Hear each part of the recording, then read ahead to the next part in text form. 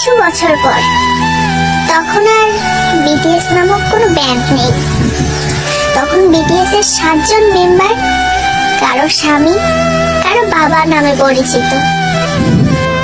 সামাজিক নিয়ম হোক বা পরিবার, সবকিছুর জন্য আমাদেরও যেতে হবে শ্বশুর ঘরে। হয়তো তখন সারাদিনে আপনাদের কথা ভাবার সময় হবে না, হয়তো তখন সারাদিনে আপনাদের ছবি দেখা হবে না। সারাদিন হাজারো ব্যস্ততার পরে যখন ক্লান্ত শরীর প্রশান্তি চাইবে, তখন বিছানায় শরীর এলিয়ে দিয়ে বালিশে মাথা দিয়ে আপনাদের কথাই আগে মনে আসবে। হয়তো চোখ থেকে গড়িয়ে পানি পড়বে, হয়তো স্বামী পাশ থেকে ডেকে জিজ্ঞেস করবে কাঁদছো কেন। বুকে পাথর রেখে আর মুখে সত্য লুকিয়ে বলতে হবে হয়তো বাবা মায়ের জন্য মন খারাপ করছে।